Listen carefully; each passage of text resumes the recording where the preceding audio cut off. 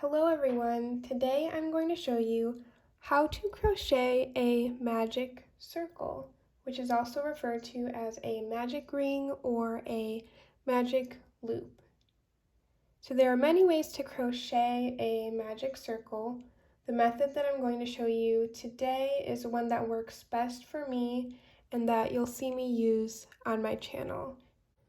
I really like this method because the magic circle that you get in the end is very sturdy and the hole rarely ever opens up for me after I've pulled it closed.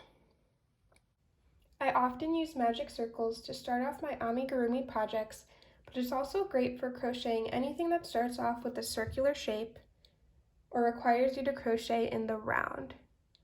You can see here that this amigurumi starts off with a small little circle for its head, its ears, its arms and legs, and even its small tail. All of these were made using a magic circle. Same with this little frog. All of its body parts were started off using a magic circle. To get started with this tutorial, you'll need yarn and a crochet hook. I'm using worsted weight yarn in the color Orchid by I Love This Yarn and a 3.25 millimeter crochet hook. I recommend using a lighter colored yarn to practice your magic circle because it'll be easier to see your stitches and to see if you've made a mistake.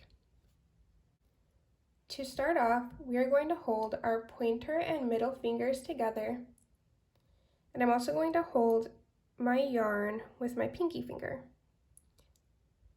I'm going to take my yarn and wrap it over my pointer and middle finger. Then I'm going to continue wrapping this tail around my fingers 2 more times. After this, you should have 2 loops around your fingers and also have your working yarn closest to your palm. Next, I'm going to take my ring finger and secure my yarn tail by pressing the yarn against my middle finger. This is just going to keep the yarn tight and secure while we create the rest of our magic circle. So we're going to insert our hook underneath our 2 loops on our finger, and then we're going to hook our working yarn and pull that underneath those 2 loops. You should have 1 loop on your hook at this point. Then I'm going to yarn over using my working yarn. So I'm going to have to reach over, grab my working yarn.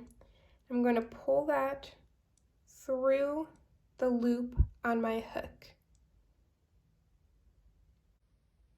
So now I'm left still with 1 loop on my hook. Now I'm going to gently slide everything off of my fingers. You'll start to see sort of a circle shape, but I'm going to pull my working yarn tight against my hook. And you should see that you have your yarn tail, a circle with 2 loops, and then your working yarn.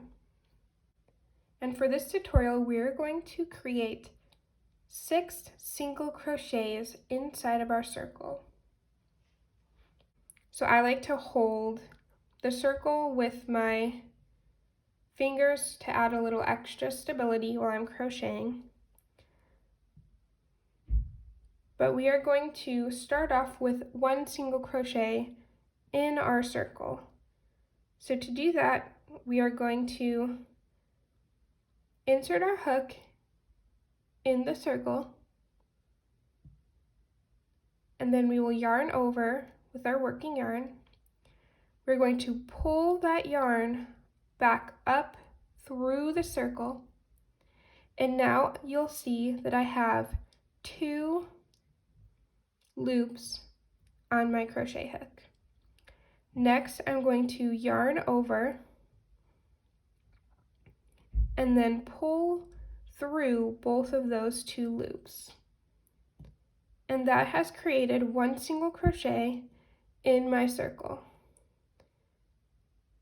You can see right here that V is our single crochet. Next, you're going to continue making single crochet stitches in your magic ring until you have completed the number of stitches that your pattern requires. I'm going to add 5 more single crochets so that the total number of single crochets in my ring is 6. So again, I'm going to go through the circle, I'm going to yarn over, pull my yarn back up through the circle. I'll have 2 loops on my hook. I'm going to yarn over and pull through those 2 loops, and I should have 2 single crochets in my circle. I'm going to add another one.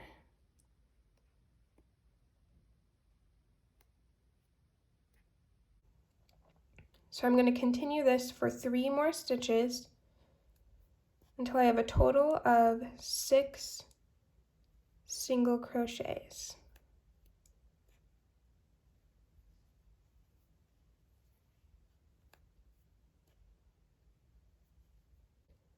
Once you have all of your required stitches in your circle, it's time to tighten the circle closed.